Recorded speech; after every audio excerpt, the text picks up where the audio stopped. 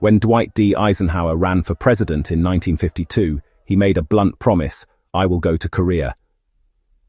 What few Americans knew was that behind that promise sat a darker possibility. The United States was quietly considering nuclear weapons to end the war.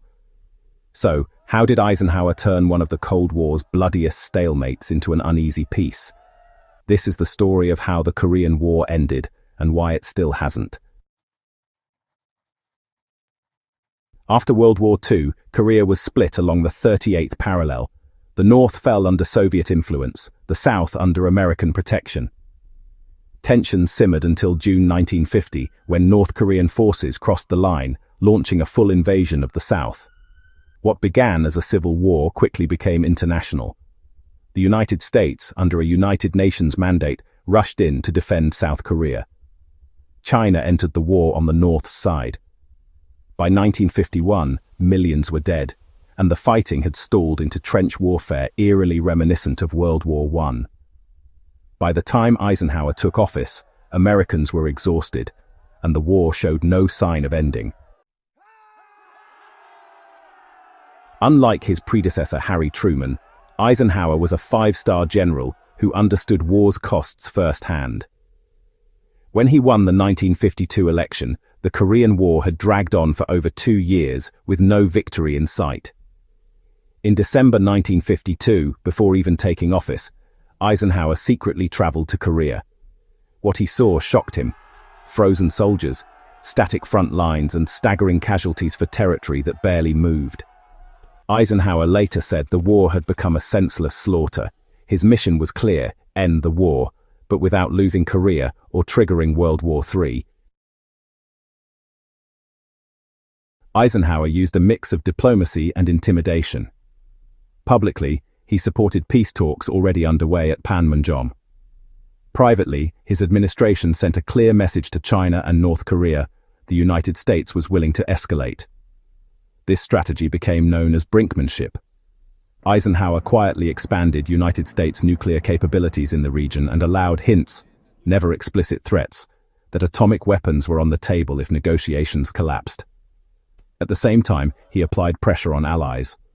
South Korean President Syngman Rhee strongly opposed any ceasefire that left Korea divided. Eisenhower warned that United States support was not unconditional. The message was unmistakable: accept a ceasefire or risk total war. Several factors finally broke the stalemate. One was Eisenhower's firm stance. Another was a shift in the communist world. In March 1953, Joseph Stalin died, removing a key hardliner from the equation. By July 27, 1953, negotiators signed the Korean Armistice Agreement. The fighting stopped. Prisoners were exchanged.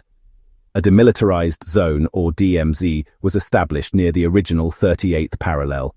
But there was no peace treaty. The war ended, but only on paper. Eisenhower didn't win the Korean War in a traditional sense. Instead, he froze it. South Korea survived as an independent state. The North remained communist. The borders barely changed, yet the consequences were enormous. The war cost an estimated 3 million lives, mostly civilians. Korea became the first major proxy war of the Cold War. The DMZ remains one of the most militarized borders on Earth. Eisenhower proved that Cold War conflicts could be managed without direct superpower confrontation, a model used again in Vietnam, the Middle East, and beyond. The Korean War never officially ended.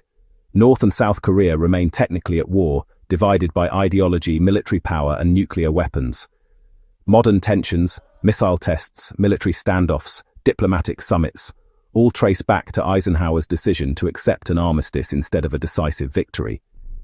His approach raised a lasting question: is an imperfect peace better than a catastrophic war? For Eisenhower, the answer was yes, even if it meant leaving problems for future generations. Eisenhower's handling of Korea shaped his entire presidency. It reinforced his belief in limited war, nuclear deterrence, and cautious leadership. He understood that in the nuclear age, restraint could be a form of strength. The Korean War reminds us that not all wars end with surrender ceremonies or clear winners. Some end with lines on maps and consequences that last for decades. If this deep dive into Eisenhower and the war or peace decision in Korea helped you see the Cold War in a new light, hit like, subscribe, and share your thoughts below. And be sure to watch our next video on the origins of the Cold War in Asia, where this story truly begins.